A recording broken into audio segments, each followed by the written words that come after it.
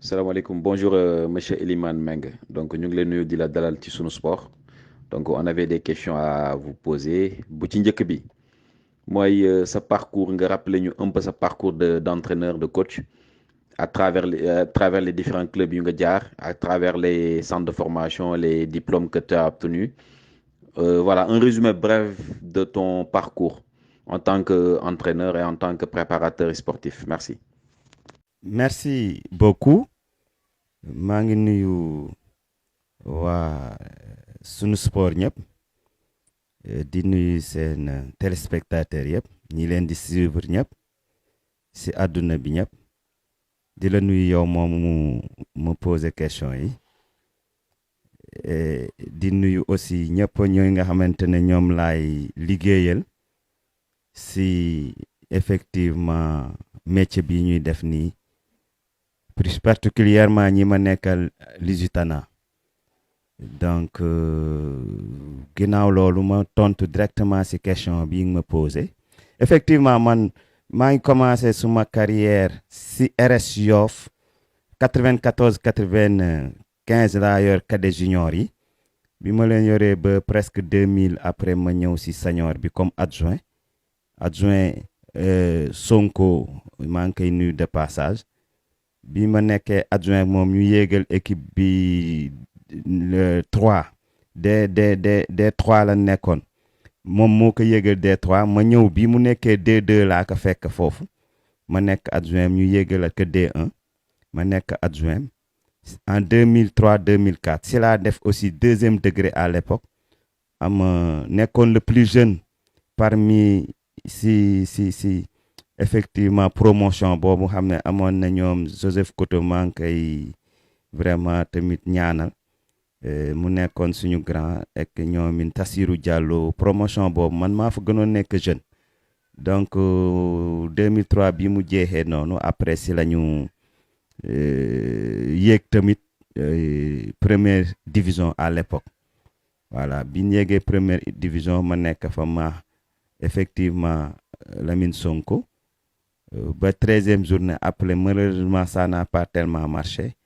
après ma jël comme intérimaire quoi nekk comme intérimaire pour ñu jouer effectivement championnat bi ba mu jeex après ñu confirmer ma continuer xëy na foofu peut-être lenn rek lan si war a leeral tuuti mooy bi ma nekkee coach Lamine Sonko bi ñu waree jouer final D2 bi ñun ñoo ethics moom malheureusement dafa amoon contre-temps quoi temps yooyu yëpp man maa waajal équipe bi après ñu dem Kaolack ñu joué ak équipe de Mboro ñu dóor ko 2-1 boobu mooy suñu premier titre bi Yoff gagné mu nekk champion D2 boobu noonu man maa ko coaché voilà ensuite ñu ñëw continuer championnat bi malheureusement 13e journée ça n'a pas marché ma nekk ma remplacé que ñu dem ba si biir après ma Yacine Mar ñëw nekk suma DT ñu continuer avant mu jeex mu dem Rouen bàyyi ma fi après ma continuer saison bi ba mu jeex malheureusement ñu wàcc après ma continuer équipe bi continuer RS Yoff continuer RS Yoff voilà ba 2008 mooy événement professionnalisme bi voilà foofu ñu ñëwaat aussi ñu yéegal équipe bi si kàntanu yàlla yéegalee équipe bi resté Ligue 1 benn saison après deuxième saison bi effectivement si la ñu wàccewaat voilà bi ñu wàccee ma nekk directeur technique bi après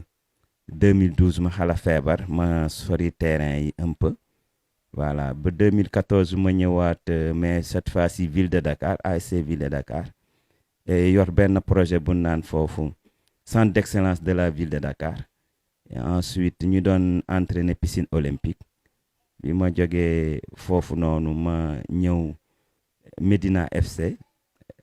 avant Médina FC sax dama ñëwaat Yoff 2017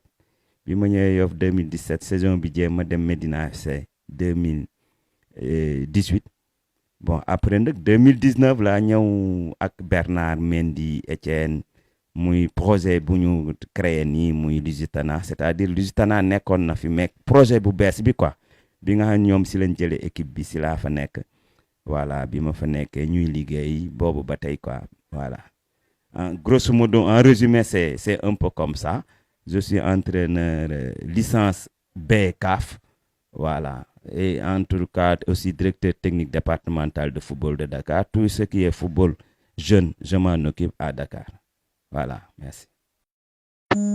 Deuxième question, lan moo doon sa parcours club bu Lusitana bi cette saison en National 1, troisième division Sénégal. Donc bëggoon nañ xam seen parcours lan la. Vous avez fini leader, vous avez fini à quelle position? Votre meilleur buteur, seen équipe bi comment c'est organisé et c'est quoi le modèle de réussite de votre club cette année? Merci. Ouais, mais effectivement, Rennes en National 1, Fintoni, on a joué presque, ça reste 3 journées. Malheureusement, ça n'a pas tellement marché comme prévu. Parce que pour rappeler, son objectif c'était la montée, hein, franchement. C'était la montée. Bien vrai que Binan la montée, on savait que ça sera difficile parce qu'on a rajeuni l'équipe à 95%. C'est-à-dire que l'équipe bi fa newoon daaw ñëpp lañ leen fi jëlee mag ñëpp indi junior yoo xam ne ñoom ñoo àndoon depuis 2 ans di leen former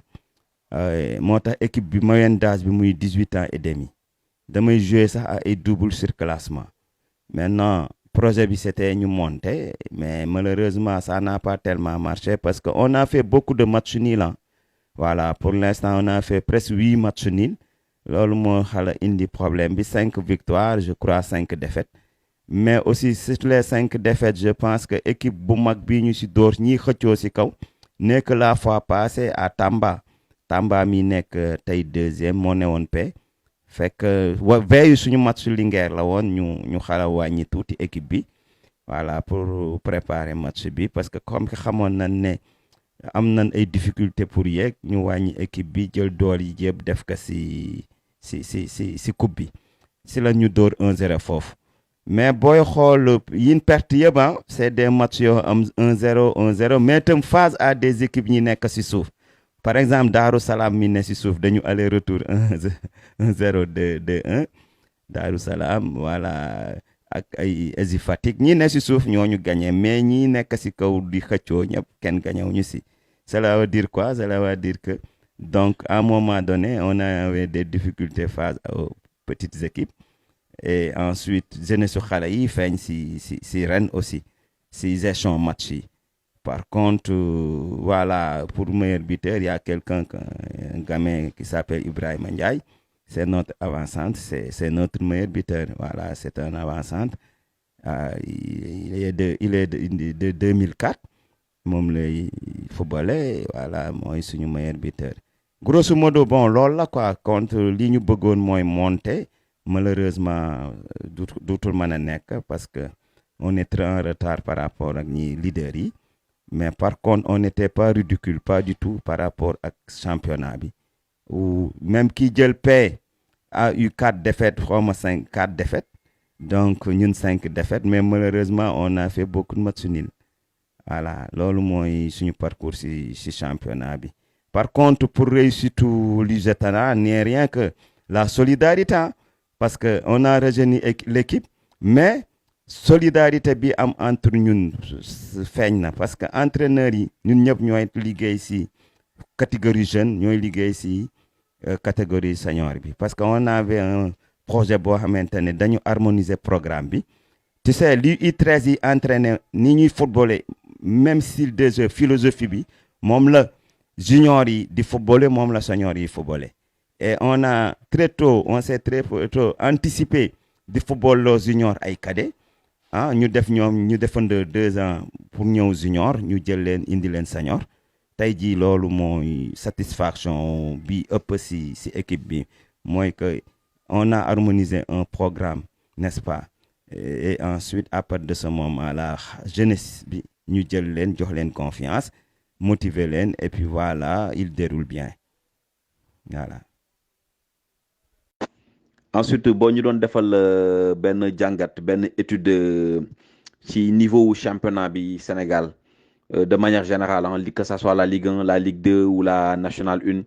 ban lan nga ñu mënoon wax ban point la ñu mën a améliorer yan point la ñu mën a defaraat stade yi la infrastructure yi la wala dirigeant yi la wala c'est quoi le problème du football, le niveau, pourquoi le niveau n'est plus le niveau d'antan qu'on connaissait du temps des Jaraaf Jia bi doon dem ay Ligue des champions africaine, pourquoi léegi sunu club yi ils sont plus compétitifs,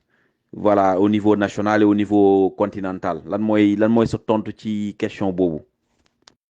waaw li nga wax noonu am na solo lool lool lool ma je pense que niveau bi li tax mu baissé aussi duñ si génn effectivement profilu dirigeant. C'est vrai que on a l'habitude souvent de crier sur les joueurs effectivement, mais moi je pense que aussi joueur tam dañ koy encadrer. Maintenant côté encadrement man gis naa ne Sénégal amatuñu dirigeant yooyu. Yaa ngi ñuy tudde léegi JA, je me rappelle les années 2002 si je ne me trompe pas bi Jeanne d'Arc qualifié 2003 dem Coupe d'Afrique bay final. Mais attends, ñoom ñu ngi def seen préparation Clairefontaine, n'est-ce pas, président bi en son temps Omar Seck dafa jël ay moyens def ko si Jeanne d'Arc. Vous voyez ñu meloon ni ay professionnels di fay joueurs yu cher si sous-région bi, am une grande équipe. Loolu indi satisfaction. Aujourd'hui ñun fii joueur boo formé sax boo ko formé avant mu indil satisfaction équipe bi dem na tukki. Loolu aussi problème la. On n'arrive pas, équipe yi fii Jaraaf ay Tëngéej par exemple, gars yooyu yëpp ils n'arrivent pas à conserver leurs joueurs 2 années successives. Aussi ça nous porte préjudice par rapport à nos clubs. Dañuy jouer benn année ngay am yaakaar ñaar jaay nañu biti dem nañu. Loolu aussi problématique la. Mais si on arrive à garder ossature yenn yi ñu yor, ñu defa ñoom peut-être 3-4 ans di nga gis équipe yi commencé am dara quoi Afrique. Mais aussi moyen qui dit club bu mag wax moyen certes amu fi ça, mais moyen tam doo taxaw di wax moyen dañ koy seeti.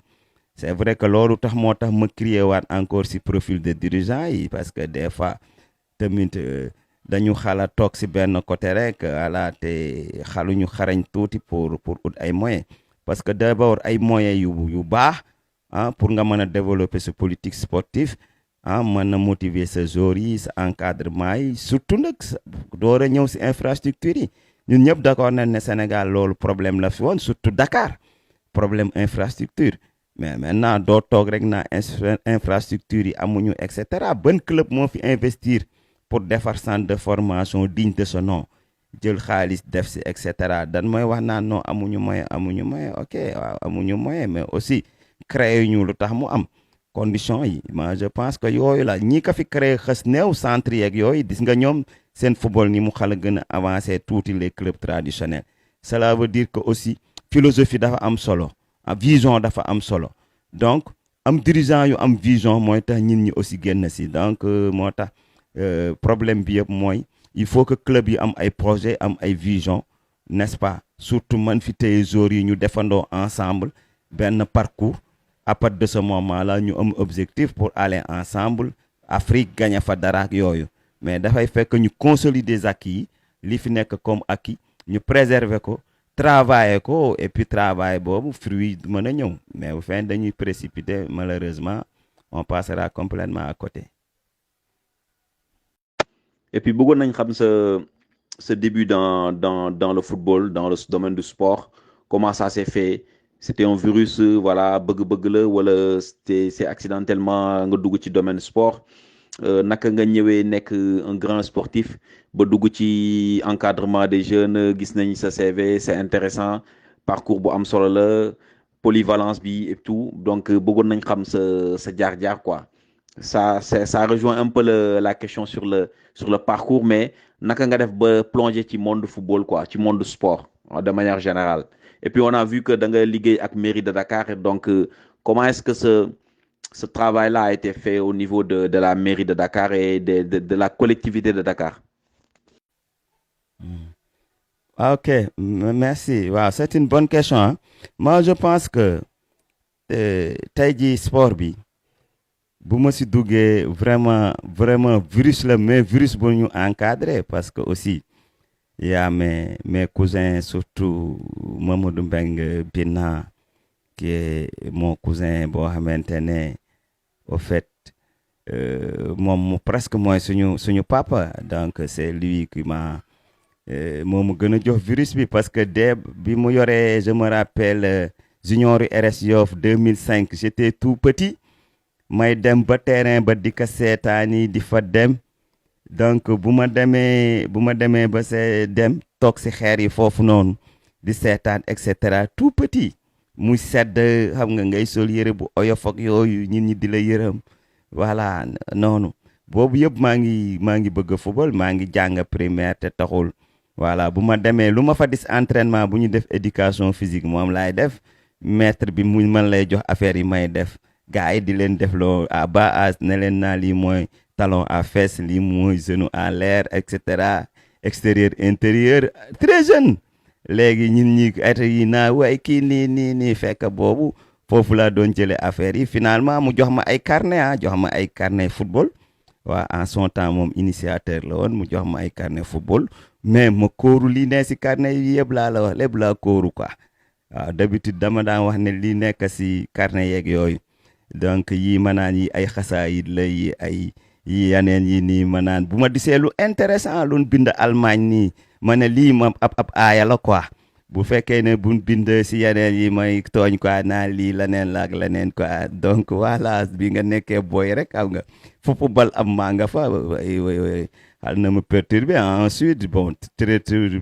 bi ma nee xale aussi je jouais bien quoi donc à un moment donné voilà les gens m'appelaient Mario Kempes donc c'était pas fort gratuit donc am na sumay collègues ñoom Jimo ñoom Faye ñoo am ne bi ne booy pourtant maa leen daaxoon football mais à un moment ñoo ma gën a siiw si football bi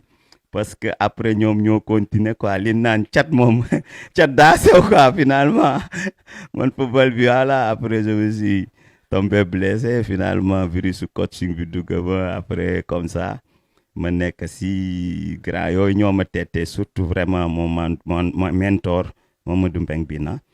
beaucoup fait si football bi si man quoi moo ma jox base yi et puis après ndëg lii si des ndëg man ma dem quoi après ma demal sama bopp ñamañ ko voilà gëstu ko et puis ñamañ gëstu fu ma dégg ne séminaire a nga fax yooyu ma dem dugg si finalement voilà noonu laa def ba dugg si milieu bi voilà comme ça vraiment loolu la après dama jël sumay responsabilité vraiment dem mais surtout gëstu j'ai fait beaucoup de formation lii ma def si formation sax gañewu ma ko si football en termes d'argent mais en expérience j'ai beaucoup gagné et voilà c'est comme ça noonu la boo tamit mairie bi après bon très tôt j'ai travaillé à la ville de Dakar et très tôt finalement début bi nekkuma woon sax sport les gens dis ne man utilité bi ma leen mën a amal si sport bi après ma dem division des sports n'est-ce pas division des sports de la jeunesse et de la vie associative bu ville de Dakar nekk fay liggéey ñu def ay projet yàlla natt ma ne man kat lii ma gën a bëgg mooy sport yàlla natt mu may liggéey si sport division boo xam ne ñoo ma yëmbal affaire ya bu may daan entraîner ji en son temps directeur bi fa nekkoon Moulay Idriss Diouf mi ne woon nawetaan ma koy saluer de passage en son temps dama daan wax ili kaay ma yóbbuwaale la nga dem entraînement donc ñu ànd ba terrain Yoff mu wàccee ma donc pour te dire ñoom tam noonu lañ ma doon motiver donc division boobu ñuy dem di dem ba tey yàlla def ma nekk chef de division ba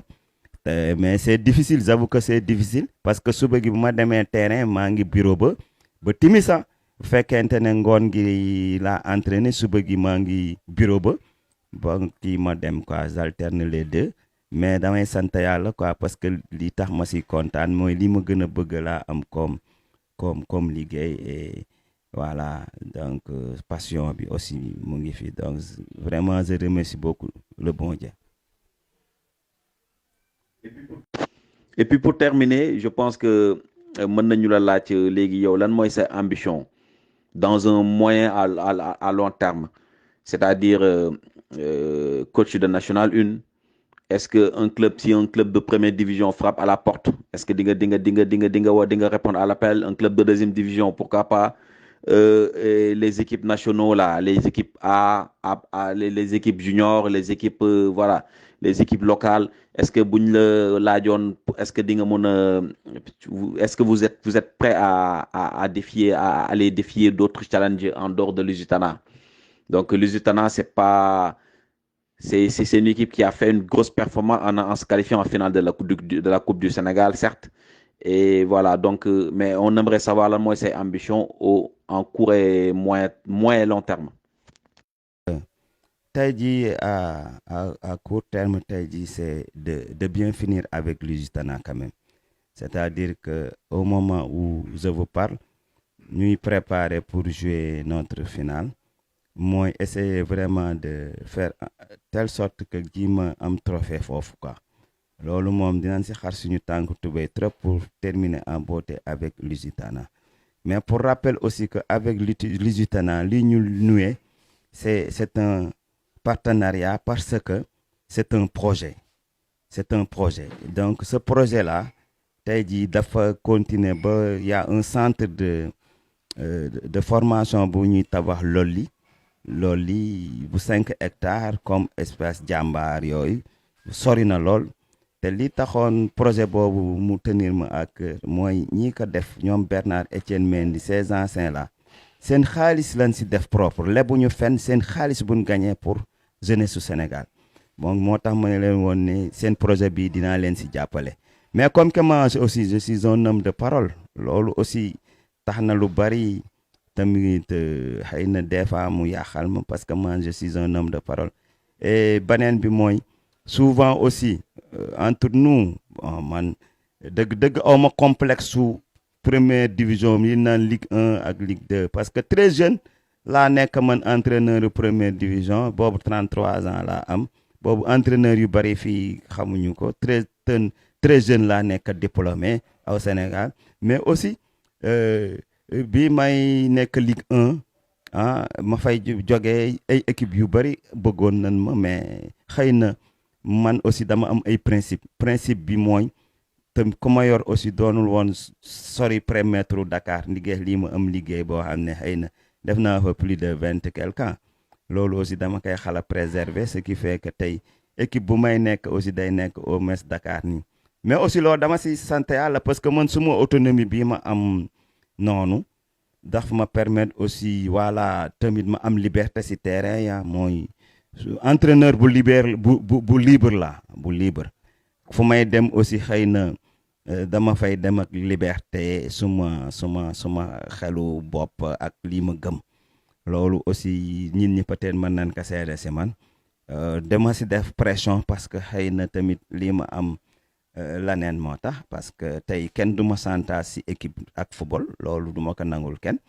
ce qui fait que passion bi laa indi bu ma ko indee bu pare ndëg ñu waxante dëgg teg si projet si ça va ñu continuer si ça ne va pas ko ne dem mais effectivement su may ambition mooy faire en telle sorte que soit Lusitana dem nekk dans l'élite voilà dans l'élite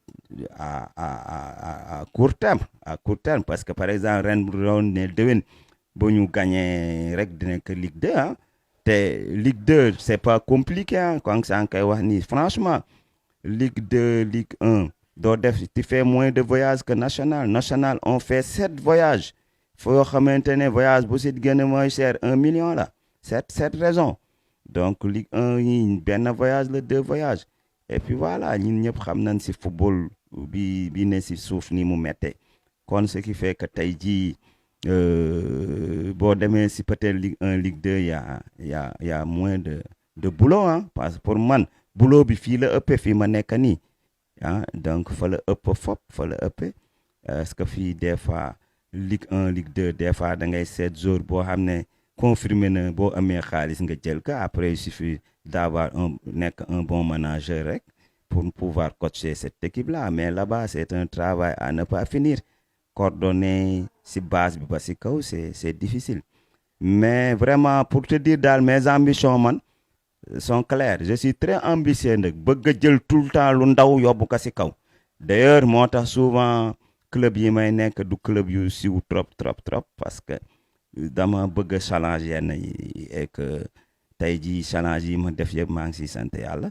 mais tamit puusuñu pour keneen ku ñu soxla ñu dem bu ñu discuter ak yow ba jubboog yow si kàddu n'est-ce pas ñu gis ne projet boobu xëy na moo tane projet bi nekk peut-être ñu dem si mais pour l'instant gisaguma fi lu tane projet bi ma nekk pour l'instant gisaguma loolu lu tane projet bi ma nekk moo tax maa ngi jéem a gérer pour l'instant foofu noonu et pour te dire ay ambition nag bon man toujours j'ai l'habitude de dire que ne bu ñëpp tegee seen bët si équipe nationale yi rek du sotti quoi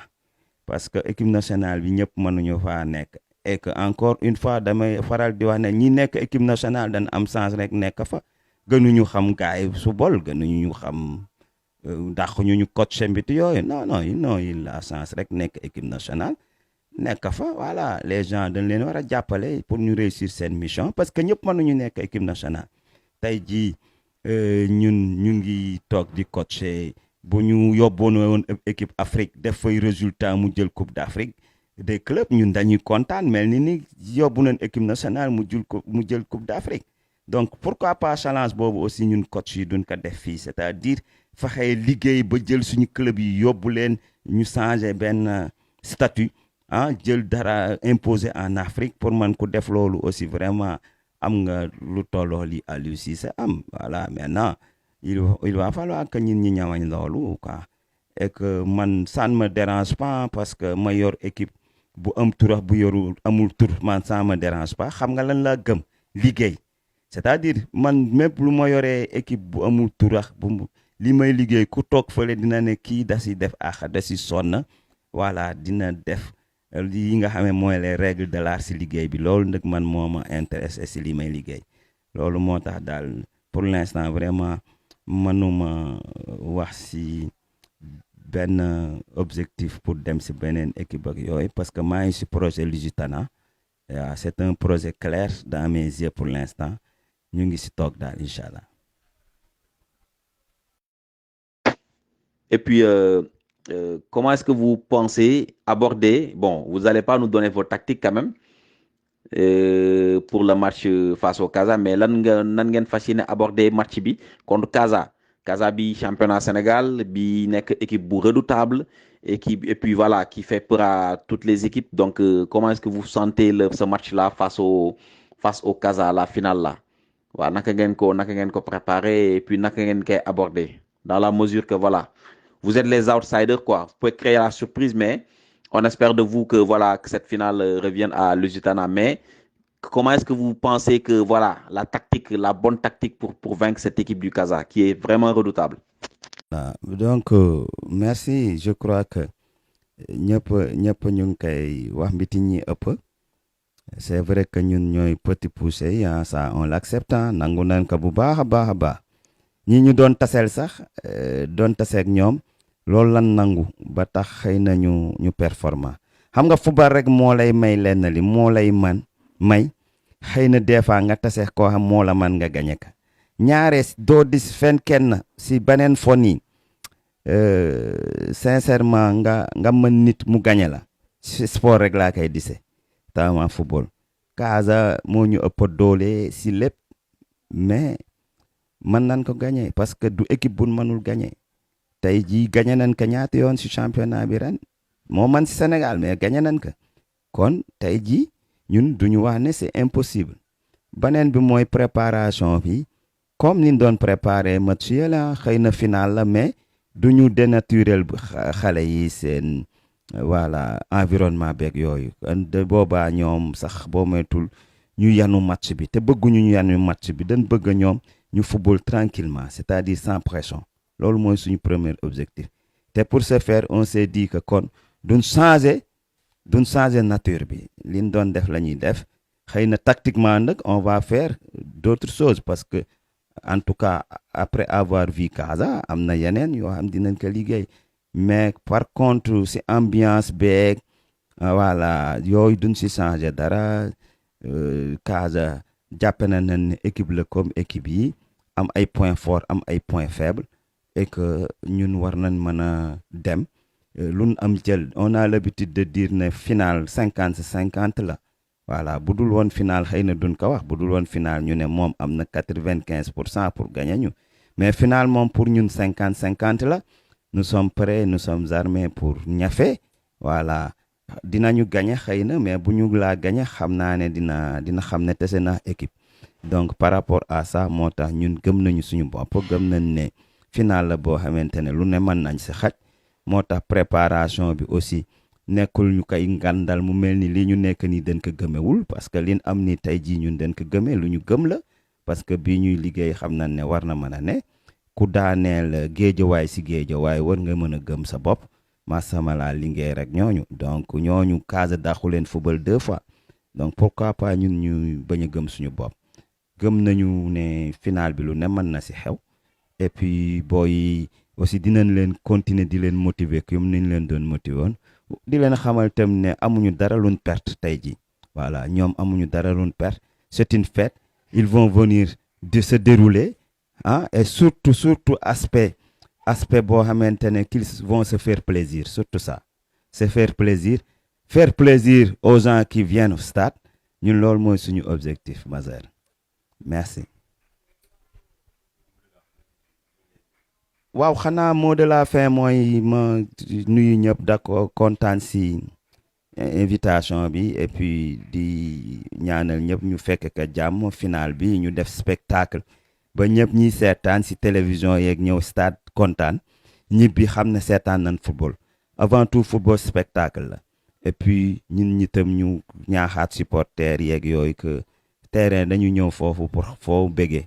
voilà qu'ils se tiennent prêts à vraiment bañ a indi histoire ak yooyu waaw